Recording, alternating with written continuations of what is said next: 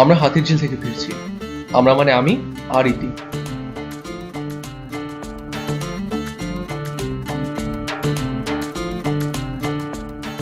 আজকে আমাদের রিলেশনের 5 মাস পূর্ণ হলো। এজন্য সে আজ মেপে মেপে 5 ঘন্টা ছিল আমার সাথে। সে অনেক বেশি রুলস মেনে চলে, ব্যাপারটা আমার একেবারেই পছন্দ না। There is no rule in love and war. এই কথাটা ইতিকে বলা লাগবে একদিন। হলুদ সূর্যের আলোয় মাখামাখি রাস্তা, আর তার উপর দিয়ে স্বাধীন রিক্সা চাকা ছুটে চলেছে। আগে যদি জানতাম বেটা এত জোরে রিক্সা চালাবে, তাহলে সেই বুড়ো রিক্সাওয়ালাটাকে নিতাম। অবশ্য রিক্সাওয়ালা পছন্দ করার দায়িত্বটা ইতি বেশ গুরুত্বের সাথে নিয়ে থাকে। তাকে আমি প্রেম নিবেদন করেছিলাম সেই 5 বছর আগে। আমার নিবেদনকে সে এতটাই তুচ্ছতাচ্ছিল্য করেছিল যে ওর চেহারা দেখে মনে হয়েছিল এমন মধ্যমানের অফার সে প্রতিদিনই অল্প বিস্তর পেয়ে থাকে।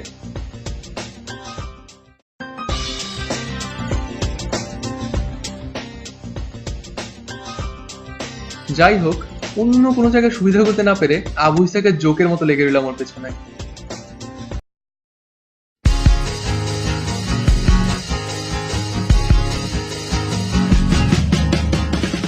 অতঃপর হঠাৎ একদিন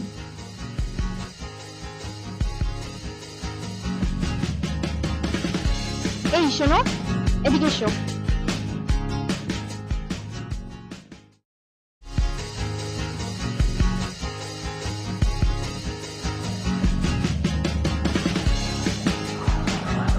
কি কি সমস্যা? দাঁড়িয়ে আছো কেন? কি চাই? সারাদিন তো শুধু থেকে ফলোই করো। এত পিছে পিছে ঘুরে ঘুরে বলো তো, হ্যাঁ? নিজে তো কোনো ক্লাস নাই, পড়াশোনা নাই, ল্যাব নাই, আজ শুধু মেয়ে পিছে পিছে ঘোরা, রঙে আড্ডা বাজা হচ্ছে। কি আইছে? কি কি সমস্যা? ভালোবাসো আমাকে? প্রেম করতে চাও? আচ্ছা শোনো, তোমার সাথে কিন্তু প্রেম করতে পারবো। আচ্ছা তুমি খুব ফর্সা কেন বলো তো? ওর কথা শুনে হিন্দি সিরিয়ালের মতো আমার উপর 10 দিক থেকে পর্যায়ক্রমিক বজ্রপাত হলো। শুধু তার সামনে স্মার্ট হওয়ার জন্য এত কষ্ট করে জিম করে বাইসেপ বানালাম, ধুর, মনটাই ভেঙে গেল। আমি তখন আশিকি 3 এর নায়ক। আমার বুকের ভেতর তখন স্লো মোশনে তুমিও বাজছে। ঠিক তখনই মোবাইলে আসলে সে উল্কা সময় এসএমএস, যা আমার ভেতরটা চুরমার করে দিয়েছিল। तुझसे जुदा अगर हो जाएंगे तो खुद से ही हो जाएंगे। শোনো, তোমার আমার প্রেমের কথা কিন্তু কাউকে বলতে পারবা না। আর তুমি কখনো ক্লিন শেভ করবা না, তোমাকে বলদের মতো লাগে। সেদিন নিজেকে পৃথিবীর সবচেয়ে সুখী মনে হয়েছিল কিনা মনে নেই, কিন্তু কিছুটা সুখ যে চোখের মাধ্যমে বের হয়ে এসেছিল সেটুকু খেয়াল আছে।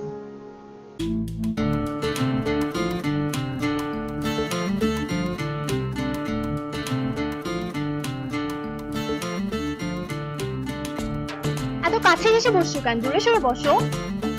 সরি, আরেকটা রেখে নিয়ে আসবো আমি। এত বিনয় দেখাও লাগবে না, দূরে সরে বসো।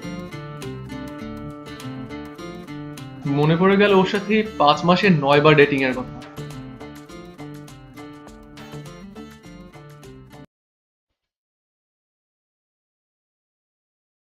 ডেটিং, লল।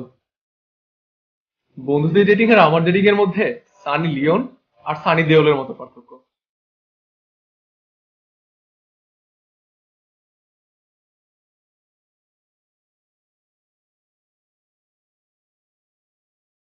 যাই হোক, পুনরায় পৃথিবীতে ফিরে এলাম। পৃথিবীতে ফিরে এসে আবার নতুন সমস্যা জানালাম। এবার চোখ পড়েছে ইতির নভর হাত দুটির উপর।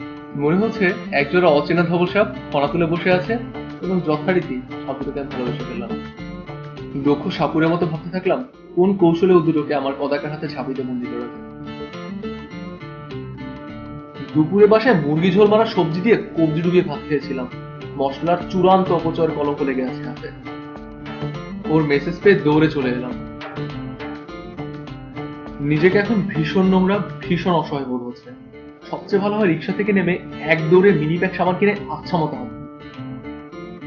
এসব পরিকল্পনা হঠাৎ থামিয়ে দিল নগরী রাস্তায় ফেলে রাখা এক বেওয়ারিশ ইট। অন্য মানুষকে থাকায় নিজেকে আবিষ্কার করলাম রাস্তায়।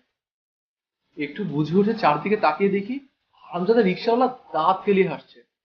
কিছুক্ষণ আগের ব্যস্ত মানুষজন সব কাজ ফেলে আমার দিকে তাকিয়ে আছে। দুইটা বদমাস ছেলে এমন ভাবে তাকালো যেন মহাকাশ থেকে একটা এলিয়েন এইমাত্র নেমে এলো। রাস্তার নেড়িকুত্তাটাও জিভ বের করে হাসছে।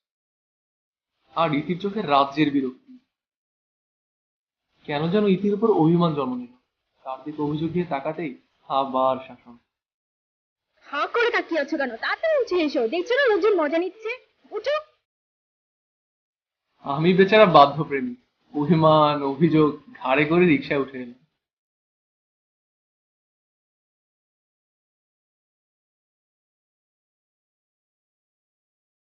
আর চোখে তাকিয়ে দেখি ওই দুটো অচেনা ছাপ এগিয়ে আসছে। আমি নিশ্চিত এসব আমার কল্পনা। অ্যাক্সিডেন্টের রিয়াকশনে ভুলভাল দেখছি।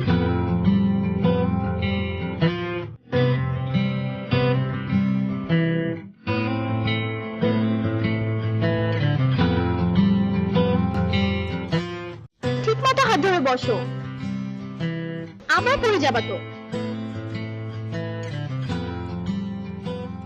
গাধা একটা। না, এবার আর কোনো সন্দেহ নাই, আমি পৃথিবীর সবচাইতে সুখী মানুষ। এখন ইচ্ছে করছে হারামজাদা রিক্সাওয়ালাকে বিশাল রাজ্যের শাহজাদা বানিয়ে 2-3টা রাজকুমারী জুটিয়ে দিই। ইচ্ছে করছে ইটটাকে তুলে এনে আদর করে বাড়িতে নিয়ে যাই, বালিশ বানিয়ে ঘুরে দিই। আর নেড়িকুত্তাটারও একটা বিদেশি নাম দেওয়া যায়, টম। ঘেউ ঘেউ টম।